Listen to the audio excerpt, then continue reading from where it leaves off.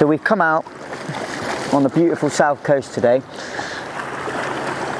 for what I normally come out for when I come out, which is a good day's fishing. Just a bit of fun with a mate, beautiful sunshine. You've always got the weather great because you can't have strong winds when you're doing this style of fishing, because it's quite dependent when you're on a small inflatable boat to make sure you don't go out in rough conditions. So as a rule of thumb, 10 mile an hour or less is good.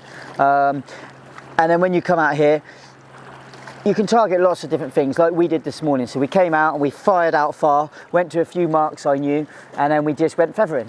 Because it's great fun. It's not just for mackerel. You can go out and you can catch pollock and garfish and sand launce and pouting, you name it, they'll grab a feather. And it's a good laugh. Get your mate, you say, right, go down, who catches the most species, wins this drift, who catches the most weight, wins the next one. Just a bit of fun and a bit of a laugh. And you can see if there's some fish down there to have some fun with. But predominantly, it's wrasse fishing is what we've come out to do. Wrasse fishing is really popular from the shore, and I've already done a video with Fox about that one there, which is you know, I did for many years. And the last few years I've been out and I've been tackling them on the inflatable boat, just like this one here.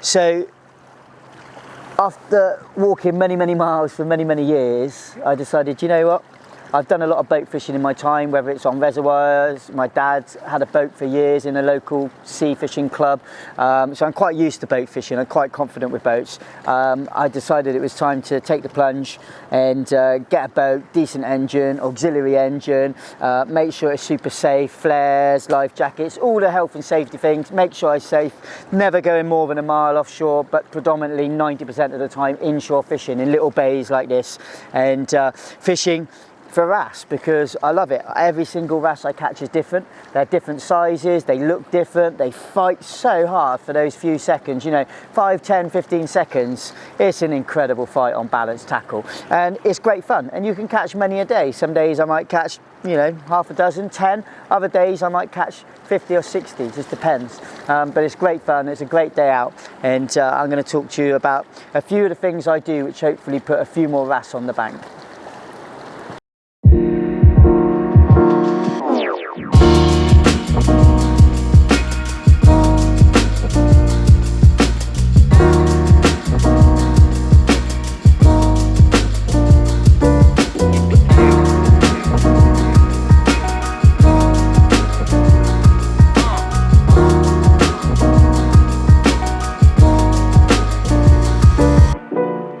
Well, I'll just lower it down because I can see some fish there. I'll just see what he's like for the braid needs to get wet.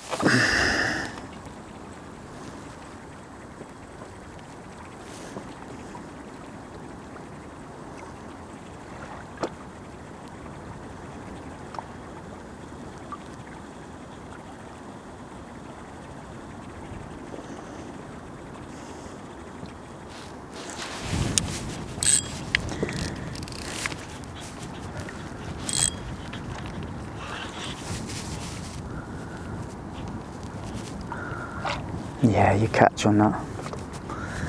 Just need to be in contact, you know, like all lure fishing, you need to be in contact with what you're doing. As long as you're in contact, you can catch the fish because you can set the hook and you can work the lure properly. If you ain't in contact, it's a tricky old game because they will grab the lure and you won't even know about it, especially at sea where you can try and watch the slack and everything like that, but it is tricky. You need to have something at the other end so that you can just feel. Bit of vertical jigging. Something to come along in a minute, hopefully.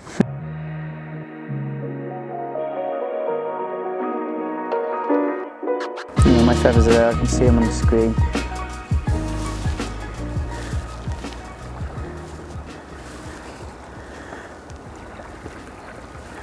Donking on the sand. And in a minute, come up to the wreck. As soon as you get close to the wreck, bam, they're straight on you. Keeping on the wreck is a tricky thing. Yeah, something just hit then. Yep, there we go. See the rod tip's going. There we go. Now what I do is I let it stay there for a second, just so whatever I'm catching, I can try and get their friends on there as well, whether it's mackerel or sand launce or whatever. If you whip it straight up, sometimes you pull it out of the feeding zone, where just those 3 or 4 seconds, just hold it on the spot. One fish is already hooked anyway when you're using feathers, and then happy days. Very shaky. Let's see what we've got. Because the tide's racing now, I've got a heavy lead, very heavy lead. And so it'll always feel a bit bigger than it actually is. Once that tide starts decreasing, I can start getting the proper lure rods out then. And then, it's not cheating using feathers when you first turn up to a mark, it's just finding out what's down there. You don't tend to pick up the bigger fish on them at all. It's just literally to see if there's a bit of life around. If there's a bit of life around and, and as soon as the tide's good, get on the bigger singular lures, you know. So there's a pollock. There we go. Beautiful pollock. Looking nice. They always go back well in deep water. Beautiful looking fish. So yeah, there we go. If I'm quick with this one, I'll be quick with this, so I'll probably catch another one. Ooh. There we go. Turn that around. Where's the old hook there? There we go. A beautiful southwest coast pollock. So I'm going to put this pollock back now. I'm putting it back. I'm going to torpedo it back, okay? And the reason I'm doing that is to get a load of oxygenated water for its gills, and it's going to shoot it and make it go through, because it's come up a long way and I want it to go back. So it looks a bit crazy and a bit cruel, but it's the kindest way, okay? It's gone. It is gone. It works every time. Perfect. Oh, well, look, there's a shoal of bait fish coming through now. Let's just see what they are. Look, see them on the sander? They're probably sand eel. If they're sand eel, I won't be able to catch them. You can get sand eel feathers. Well, they're like sand launce ones really. Sand eels are really hard to catch. They're very small. But yeah, you can get them, and then you can pick up sand eels and sand launce and catch them, which is nice. Bit of variety. But yeah, what I'm going to do is just whip back over that mark again, rather than being in no man's land. Oh, I don't know. Damn, echo sounders are a nightmare. It's like watching TV and then you get sucked in, you're like, oh, there's fish below me. And then you don't want to leave because there's fish below you. But really in the heart of heart, they're probably sand eels. They're right up in the water. I'm not going to catch them. There might be bait, like bigger fish following them, definitely. But when I know there's fish over there, just don't waste your time. Just when you know there's a mark, just whip it out, shoot back to where your mark is, fish that mark, and just keep doing that. Just keep going where you know the fish are. Even though you should never leave fish to find fish.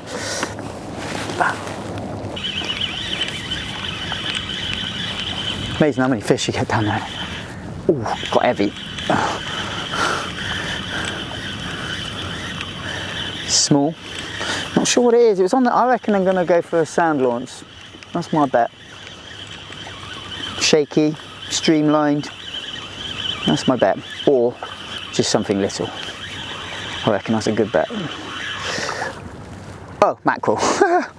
There we go. Everyone loves a mackerel. Mac attack. Crazy little things. On the right tackle, these little things are like the marlin of our waters, to be honest. They, oh God. Hey, chill out. They, wow. Look at the coloration on there. Beautiful. I'm going to pop it back because it's a lively one. Ready? Little mackerel. Don't need to shoot him back. Gone. Woo! 2 species. Let's go on a species hunt. Love it. So, I've come across this mark a couple of times and had pollock and mackerel, which is great. And now the tide is still racing way too much for me to keep the lure down there properly. On the jig head, you know, so like 40 gram jig head, 50 gram jig heads, they don't really get there by the time you're going over the drift. But what you can do is you can work them back in the current. So I'm basically sending that down now because the tide should be starting to ease. It's probably still a little bit too early. It's a long way down, it's like 130 foot. Once I get it down there, hopefully, this will pick out some bigger and better fish. Feathers are great just for scouting around, seeing what's around there, making sure there's a bit of life in the mark. Sometimes you can go to a mark or a wreck, there's nothing in it, it's just void of life. You go back there a week later, it's full of life, or even it's just a few days, you know. It's each and every tie is different, so you kind of got to scout around and find out. The quickest way of seeing if there's any life in there is just fire down some feathers. For me anyway, it works for me. Fire down some feathers, oh there's a mackerel, a couple of small pollock or pouting or whatever, that'll do. But you do need that tide to be just right so that you can work effectively on the lures.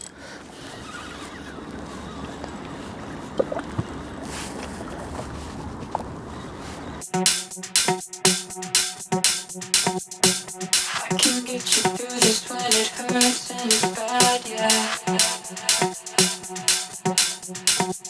Don't ever feel like you're all alone when it's bad. I can get you through this when it hurts and it's bad, yeah.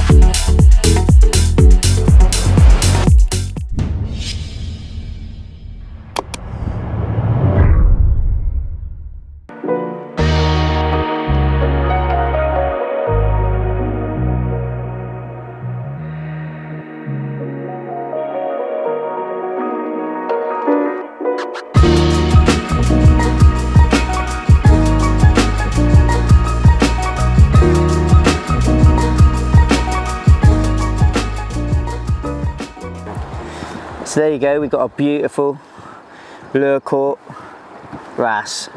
What an absolute cracker. Always on creature baits I fish for them. Got a tungsten weight on there, float stop, 20-pound fluoro. You can catch them all year round, and this is the time. This is the time to do it.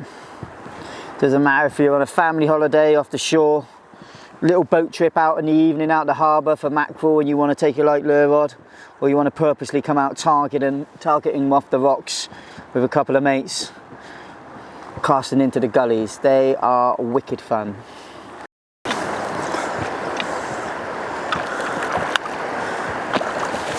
A little gold one. Look at that, pretty little thing, isn't it? Nice, I like.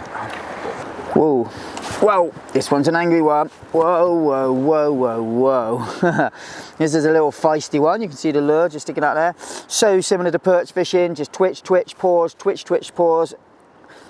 And as you know, the slower you go, the less likely you are to snag because you're fishing in the kelp and the rocks. And therefore, the more time you're going to be fishing.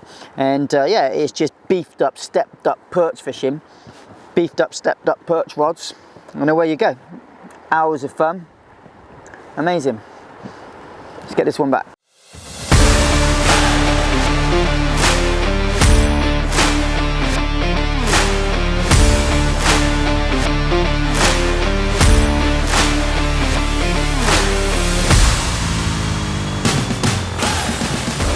So you definitely shouldn't be daunted when it comes to wrasse fishing.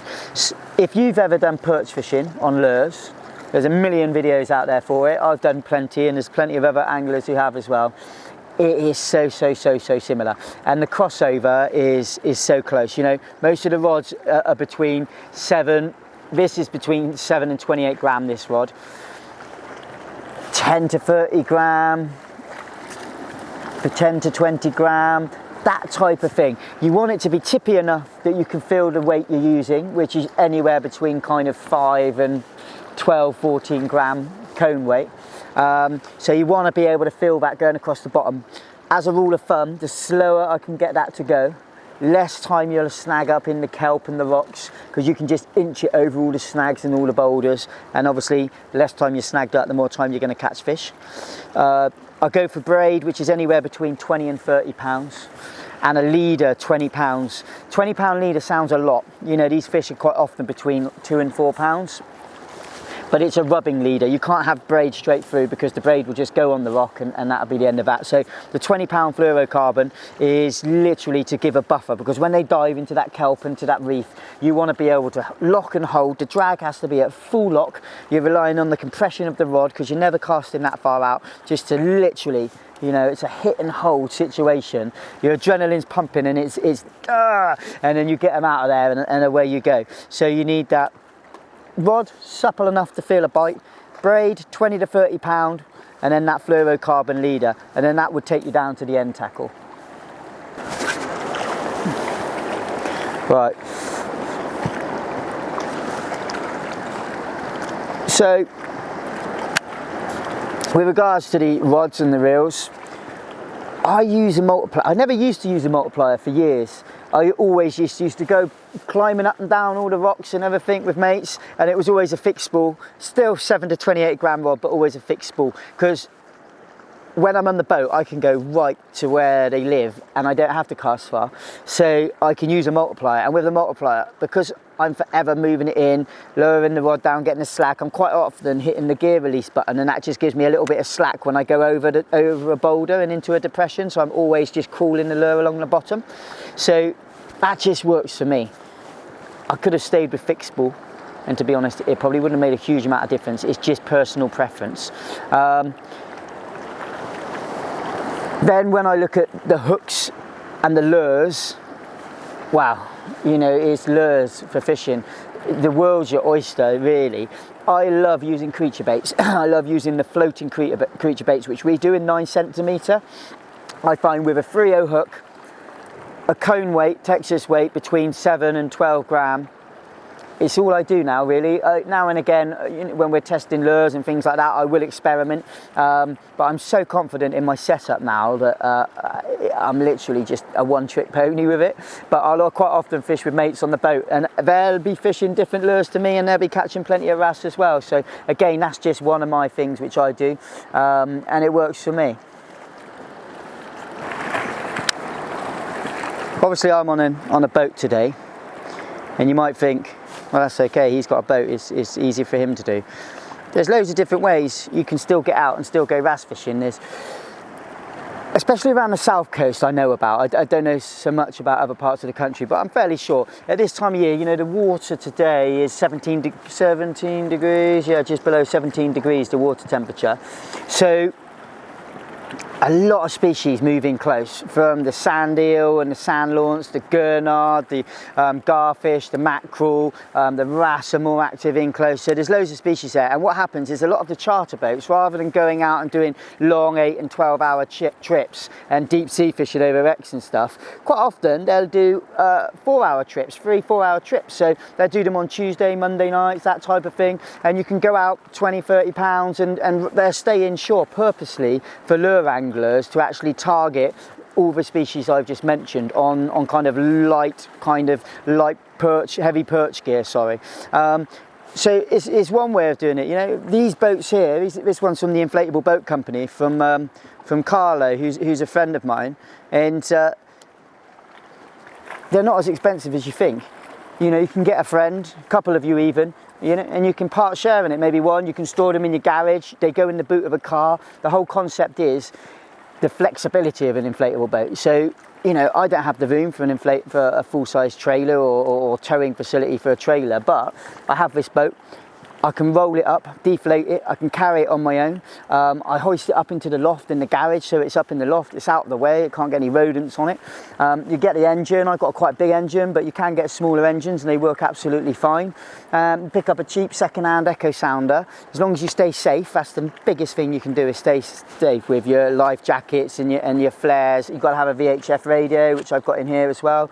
And you need to make sure you're fully insured as well. There's plenty of websites out there to get insured, and if you're coming out of a harbour, you do need to have your harbour fees as well. So you can go on the line to wherever you're coming out of, type in the harbour fees for whichever port, and you can just either pay on the day or pay annually. But it's, you know, it's no more than parking fees for a car park, so for a day. So, you know, it's a great day out. It's an adventure, really. It's not something you would do kind of a couple of times a week, or you know, you would just do it for an adventure with your mates when the weather's right. But it is a great adventure to do. It's a bit like playing cat and mouse. They hit you, and if you strike on that first hit, it's too soon. They hit it, and in the wild, when they hit something, they hit it, they stun it, and then they grab it. So you just got to pause for just like a couple of seconds. So bam, pause, and then strike. So a lot of the time you're striking, and you're not actually feeling the take. The take was 2 seconds, so it's bam, pause, bam, because you just got it as they've engulfed it. It's amazing they can engulf it with those little mouths, to be honest. There we go. What a beautiful little wrasse. So there's the 3/0 hook, 10 gram Texas weight. Whoa, there we go. So they've got spikes across here. So I've got, the safest thing for me to do is to hold it by that leader there. The size of those pecs, whoa. So when they flip, I can grab hold of them, because if you get a spike there, you're going to drop them. As in drop them on the floor. What a beautiful little wrasse. Like I say, everyone is different. Some of them look like they've been hand painted. And even this little fella gave a great fight. So unhooking them, hold them nice and firm. There you go, straight out. Done. Put the hook somewhere nice and safe. So we're catching them in nice shallow water. So you just, whoa, whoa, whoa. Okay, that one wanted to go.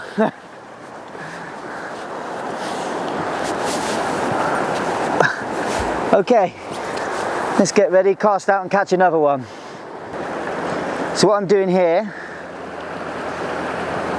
is I've anchored up just off a piece of rock, which is what I'd call like vertical rock. So when you look at rock, if you look at the rock behind us, you can see it's sloped. So if I was fishing from the shore and not from the bank, I'd be able to see, with Polaroid glasses are essential, I'd be able to see it's tracking this way. That's not going to be ideal, because if I'm from the shore and I manage to get down here, I'm just fishing down on a slope, and then probably at the bottom of that slope there may be a bit of a lip, but potentially a big snag down there as well. What I find personally ideal for the wrasse is gullies. They love living in gullies, or they love something they can tuck underneath. So the other side of here, there's a gully in there. It's a, yep. There we go. Might look staged, but it genuinely wasn't. It was just because I was continually tapping the rod. So it's only a little one, but happy days. There we go. Little ones like that, absolutely flying to swing in by hand. I've got 20 pound, 30 pound braid and 20 pound fluoro. And I've got a net for any of the bigger ones.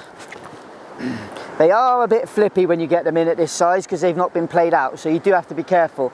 I find it easier to grab the fluoro quickly, because if you do grab them from above, they are the spiky across there. So, you know, not horrendous, no different to a perch.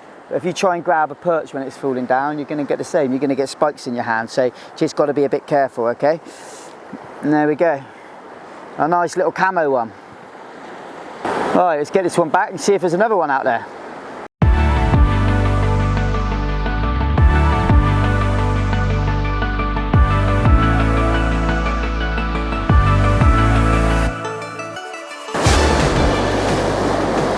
That's the one. So I cast out, and as I was talking about the geography of the rocks, just like I learned at school,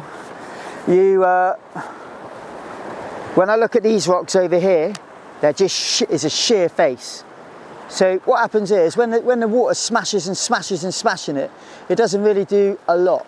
When it does it over there, it undercuts it loads. So you get a big undercut, and then the fish just love living underneath that undercut. That's like their little home, and they come out and venture out from it. And it usually creates a bit of a gully along the base of it as well. So find that. Find where you've got these lines of rocks and then the gaps in the middle. So not where it leads into the open water, but where you go behind this one behind me. You know, you'll get deep gullies in these lines. Your best friend is Google Maps. So wherever you live, go on Google Maps, have a look at the coastline. Sandy beaches aren't really the one for wrasse, okay? So, you know, you may get lucky, you may get the odd one, but, you know, they tend to be for bass and other species. Whereas anything like this geography, keep saying geography, and anything like this landscape, which is nice and rocky, got big boulders sticking out. You know, most of the British coastline is like that. And I heard the other day that all of us, no matter where you are within 80 miles of the sea. You know, 80 miles is a bit of a trek, but some of us live a lot closer than others. Oh, yeah. Okay, so that just got hit. Yep. Oh, no. Okay, so I missed it. And if it hasn't turned the lure over, you can do, might have turned the lure over. What you can do is a bit like shut your eyes. You could do it with your eyes closed, you generally could. You know, you could shut your eyes or even blindfolded. But I'm not recommending that, but you could, because you can't see what's going on. But what you can do is kind of vision it. And then over the years, you know, it's been over 10 years now I fished for wrasse. You know, I started off on bait with floats and, oh, it's still there. I'm probably going to catch this one probably in a minute. And then, you know, when you've got the cat, a little kitten and a piece of string, and it's got a little mouse on the end, they don't always go for it. But now and again they give it a pat. And it's just like that. They're not really sure what that is down there. It looks a bit like a crayfish, maybe a little baby lobster, maybe a really big shrimp or something like that, but they're not sure. The only way they can find out to be sure is to hit it and eat it. So when you've got that cat and he grabs it once, grabs it twice, like that little kitten, they can sometimes get bored. But when you get a bit more erratic with it and you start watching their reactions and seeing it lights up their eyes when you do it like this or you do it like that. So like you're getting that kitten and you're basically like getting it worked up a little bit. It thinks, actually, I'm going to go for that again, but I'm going to go for it with a bit more heart and a bit more guts. Then that's when you can set the hook in this terms, you know, like when you're using, when you're fishing for wrasse. So you get the tap, pause, if it was a good solid tap, and then you can hit straight away if you think it was a good solid tap, or you can then just, like I say, like you've got a kitten in front of you, you can just start teasing it. And I love that because you're like, it's you against the wrasse. I haven't done a very good example here because I've been talking too much, but it's you against the wrasse, and then you've got to try and outfox it. And the good thing about wrasse is they quite often go again. So even though I might have done this cast here from talking, I can reset the lure, put it back out there, really focus and bring it back through, and I probably will catch it again. And what happens boat fishing, which is really quite good fun, is wrasse follow lures loads. So sometimes when you're fishing like quite high up on ledges and you're looking down on other bits of coastline, you can see the wrasse. If you put it out of rocky cover, you'll see these shadows like this come chasing after your lure, and then you can actually from above, like you can just see them, they nail it, and then bam, and that's where you learn an awful lot about how they feed and how they strike and everything as well. And oh, look at that, I could have kept going, the lure's not. Sometimes what'll happen, you can see is basically, just put that through there. Sometimes what'll happen is when you've had a mistake, your lure will come back, and it's all like that. Now, not always, because there's other things which can do it, but like 9 times out of 10, that was a wrasse. If you didn't feel it, you weren't in contact with your lure enough. And if you did feel it, like, you know, you do, then you missed it. But as I was saying, what happens with the wrasse on a boat, and you've got a couple of mates in here, you're quite often both just firing out lures and casting and working lures back, and you're missing ones like I just did. And then what'll happen is all of a sudden you go, oh, I've got one under the boat. Or your mate will go, oh, I've got one under the boat. And what they do is they follow it. They're not really sure what it is. This is like the cat on, you know, the mouse on the string. They get underneath the boat and the lure just disappeared. And they think, well, that was strange. They're still a little bit thinking about food. So they stay there. And then what happens is another one will follow it in. If the lure disappears, what happens? It stays there. And then what happens, it's not a long story, and then what happens, another one follows it in, and it stays there, but you've got 2, 3, 4, 5 wrasse underneath your boat. You can't often see them, because usually you want a bit of dark water below you, so you can't often see them. But what happens then is if you work your lure all the way back, and I mean all the way back, so it's right underneath the boat, then what happens, if you've got wrasse underneath the boat, but they're like most fish, they then get competitive and they compete. So when that lure comes back in, one of them thinks, I'm having that. And rather than tapping it and things like that, you get a full-blown bam and they're off like, and they're gone. And the biggest wrasse I've ever caught have all been right underneath the boat. And that's when they've dropped their big ones have followed it in, didn't really commit. Maybe they've seen lures before, maybe they're just, you know, whatever, they didn't take the lure. But once they get competitive, a bit like when you're floater fishing for carp and you get 2 or 3 competing, once they get competitive, then they nail it. I did have a little tap then as well. Go on. Yeah, it's gonna go, yep. There we go. And that's what I mean. I used to say it was the same fish because obviously we're in the sea, the big blue sea. But there we go. Happy days. I call them camo wrasse because they look camouflaged. Swinging it in. Ooh, you beauty. Oh, here we go. Look at that. Beautiful. These things regularly grow between 3 and 5 pounds on our coastlines. This one is probably about a pound. So if you can imagine, you probably saw the bend in the rod, it's balanced tackle. Imagine when they get to 3 or 4 pound, they pull back, and they pull back really, really hard. And they are accessible to anyone and everyone. I've got that's a 3/0 weedless hook. It sounds big.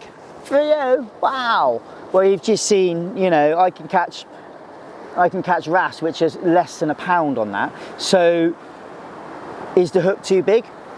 No, because I'm catching wrasse which are less than a pound. Is it strong? Yes. Is it sharp? Yes. Will it bend out with 30-pound braid? It will just about, yeah. So with the right pressure, don't yank, just a slow pull and it will, which means I can straighten it out and keep the lure and the weight and everything like that, which again is another thing I do, and I find it saves me lures and saves me Texas weights as well. You know, here today, it's a lovely, beautiful day. It's a little bit of swell here, but it's okay. 10 gram weight on there, 10 gram cone weight. You know, you can see it's all chipped and the paint's coming off and everything like that. It's not because they're cheap at all. It's because I'm just dragging them across rocks, and they literally get absolutely battered. And I haven't lost one today. You can see the little black bit there. That's a float stop. You don't have to use a float stop at all. I use one. If you cast out without a float stop, you've got to feather it when it goes in, just like you would carp fishing, either hitting the clip or most styles of fishing. You feather it to straighten up your line, whether it's a float rig or whatever it is. So with this one here, if I didn't have a stop on that, I would just feather it down just to make sure everything tightened up and it was all nice. I have it on there. This is a floating creature bait, and they do float. They're quite buoyant. They'll be held up by that lure there. So when I was referring to the cat and mouse, so I'm casting and I'm playing cat and mouse. One of the things, honestly, it has caught me so many wrasse over the years. It's very, very easy to just cast out. I want to keep moving it. I want to keep moving it. I want to keep moving it. It's got to be moving. It's got to be moving. Like, you can get into that mentality. And quite often when I take people out, they get into that mentality. And now and again, they get a pluck. It never develops. And it's quite hard because I'm sat there and I've done it for a long time and I catch quite a lot of fish, which isn't, you know, it's nice for me, but it's not nice when you're with someone and they're not catching fish, because you want them to catch fish because you want them to be happy because they're a mate. You want them to catch fish. You both want to catch fish. You both catch a PB in a day, or both catch a beautiful fish in a day. That's a good day. When one of you does, it's still a great day and you're happy for your mate, but it's much better if you both catch fish. So I try and help them because I've probably done it more than them. And one of the biggest things I say is go slow, because if you go too fast, so many things are against you. When did you last look down and go, look at that lobster go? Like, it doesn't, when they're that big, they're just crawling around the bottom, keeping their heads down, lurking underneath stones and things like this. They're not racing, you know. We're not bass chasing sand eels or sand launch or anything like that. We're talking about wrasse. You're in their home environment and we're trying to mimic something. You can only mimic it so much. You're just trying to mimic this thing just moving through the bottom, you know, whether it's a worm imitation lure, which also do work very, very well, or whether it's a crayfish imitation, whether it's even a fish imitation. I used to use shads an awful lot for doing this, weedless, all the time weedless, because, you know, I'm sure you'll see on some of Sam's GoPro footage which he'll add up to this, that we are fishing in, you know, unless you do it, you would look down and think, I'll have one cast and that's me, my gear's gone. You would think that because it's rough, it's proper rough ground. But you're fishing weedless, you're casting out and you twitch, twitch, twitch, twitch. You'll feel a boulder, you feel the kelp. And, oh, don't go like that, knee-jerk reaction and pull hard. It's way different from a wrasse bite. When you go like that, you'll be like, I'm into something, and you can just ease it through. How is it going to catch in the kelp if it's pulled like that? Like, how's it going to catch in there? It's weedless, you're just pulling it through. If you feel it and just go whack when you pull it, yeah, you're probably going to catch it. If it goes behind the back of a rock or something like that and you just rip it because you feel something, yeah, you're probably going to snag up. So it's the slower you go, the more you catch and the more life-like your lure is. And that float stop there, the other reason I've got it on there is because when I pause, this lure just lifts like that and it comes up like that.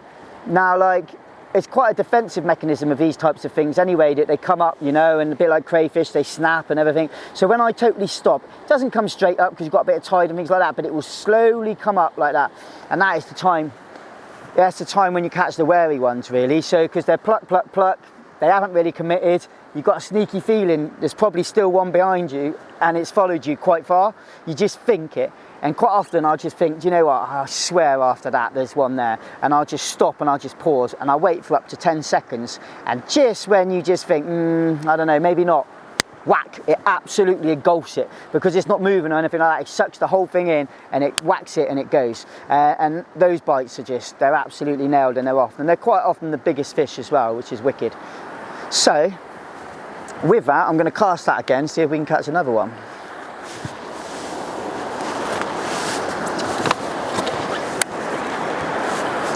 Before I cast out, I always check my hook point is super sharp because you can tuck them in, so like you can pull it back.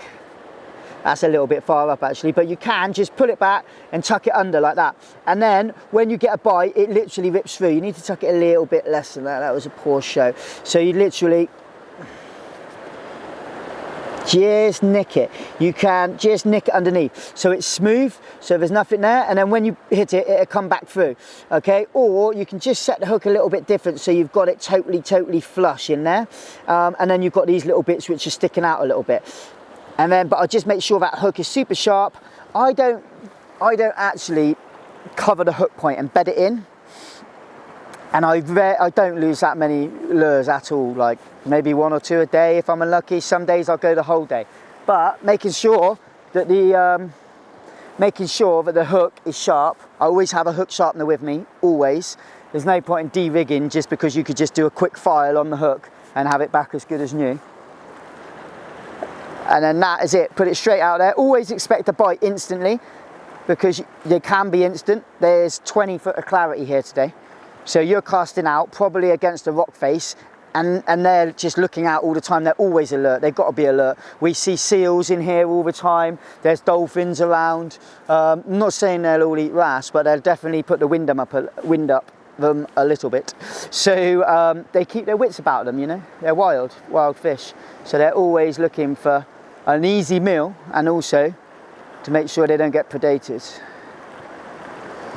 Little twitches. Pause. There's something not. You get to learn an awful lot that.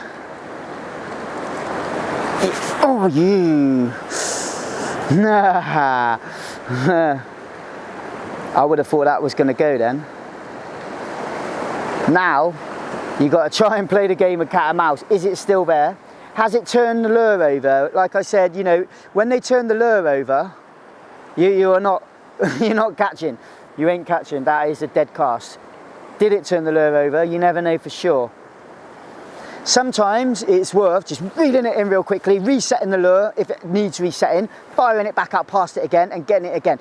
Because that fish there in his mind has gone, he's gone into feeding mode and he's got a bit excited. He was willing to exert energy to grab a bit of food, but he lost it or something wasn't quite right. That's what's going through his mind right now, or her mind. So if I just think, oh, it's probably following, that does work, and you can get it all the way back here. But right now I know there's one just between there and there. So sometimes that quick whip in, reset it, put it back out again, that can catch him as well. You've got to try and mix it up a bit. And really, the more you do it, the more you know when to mix it up, and the more you get hunches and stuff like that. I don't think that one, I think it's still out there. I think it's still at range. I just think...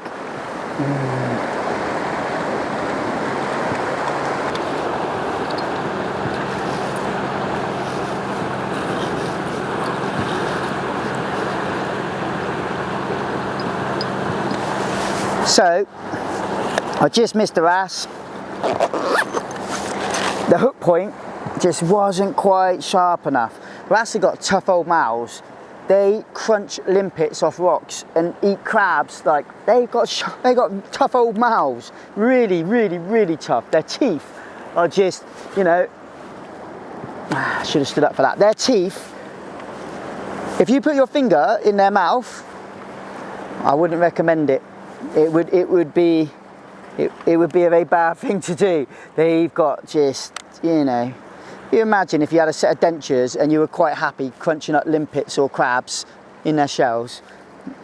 That's some serious teeth they've got there. So never, ever, ever put your finger in their mouth. Always have forceps. I've always got a set there, heavy forceps, not the thin metal ones. Yeah, make sure you've got like decent hard wearing forceps. Make sure they're always to hand, so you don't have to muck about with the fish if you need to unhook it quickly. Oh, yeah.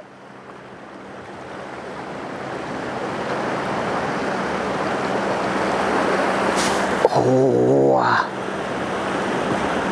I was taking it and just moving away slowly, but doesn't often, sometimes it's not a big fish. Sometimes they just hold on to that little rubber bit. The arm, they hold on to the arm and they just swim away nice and gently. But yeah, forceps are absolutely vital.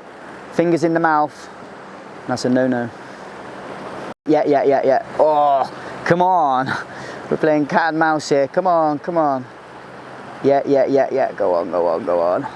Sometimes, actually all the time, I keep the rod at about, I don't know, horizontal level. Make sure, come on. Oh, it was just stuck behind something. And then I just literally, come on. I'm always moving the rod forwards and backwards to make sure that I'm just not dragging the lure and it's lifting it really unnatural. I always want there to be a little bit of slack in between pulling, just a little bit. I can always watch that, because it's at the end of the rod tip, I can always watch the braid to see if it moves away, and I'm only leaving about a 6-inch slack.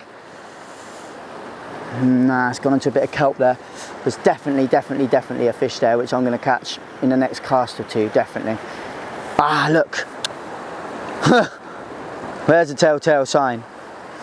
It's not often they come back like that, but yeah. It's another thing which is very important, not just when you're sea fishing, but when you're fishing, and that is the sun. It is so bright and so hot that it's, you know, nowadays the summers are ridiculously hot. The penetration from the sun is absolutely awful. And skin cancer, you know, it's absolutely massive now. I've had it in my life with people, you know, people I know and care about, and you know, it's been horrendous, really. So you can do your bit by when you're going out, you know, we've got these really light UV tops on today, cap, glasses, suntan cream, sunblock, sorry, all over the bits of skin which you have got showing, and then reapplied later in the day as well. It's worth doing that now, because literally I've seen the effects of it and it can be absolutely horrendous. And on the other side, the flip side, you know, there is a good side. You know, it's great to get out in the sun and enjoy the sun. And also, some species can be a bit funny about the sun. You know, they don't like it and they feed on dusk and things like that. Wrasse, they don't care. They will feed on the hottest, sunniest, flattest, calmest days. They just don't care. Find a bit of a gully, find a little bit of dark water, close in if you're off the shore, a little bit rocky, a little bit kelpy. If you're on the boat, obviously it's a lot easier just to go around and find the marks. They love it. They're always looking for that 3 mil, you know, they love it. When you get those rattly bites, they never seem to like go as much again.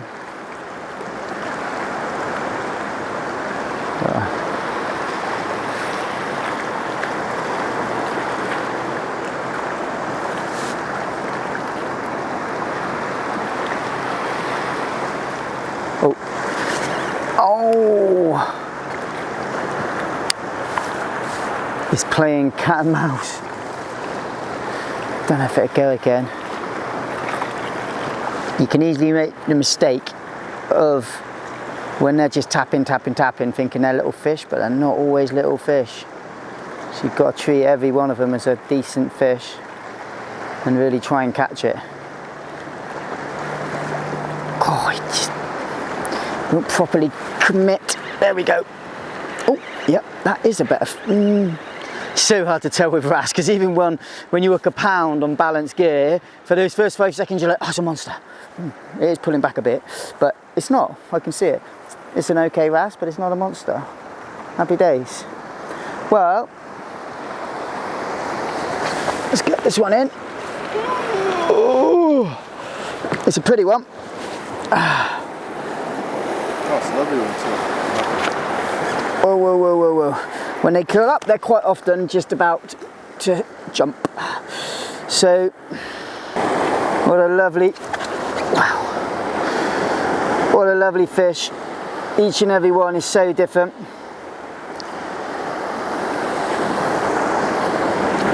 A great fish to finish on, I think. Played cat and mouse with me, like I spoke about, all the way back in. There's wrasse fishing just like we've had today around the entire coastline. It's no different here from anywhere else. You just literally got to get out there and adventure. You know, adventures are what it's all about. Google Maps, ask your local tackle shop, get out there, get on the bank, go with some friends, stay safe, have fun, make some memories. No one lives forever, and it's not, you know, you're not going to be able to climb up and down the side of the rock face and put a boat in and out on your own and stuff like that. You're not going to be able to do that forever, but you might look back and regret not being able to do it as much as you did, or not doing it at all. So there's no point in having regrets. And if you love fishing, you love perch fishing, and you want to get out there and have some fun, and you want to do it in the middle of the summer when some fish won't feed, wrasse fishing is for you. Happy days. Slip this one back. Stay safe.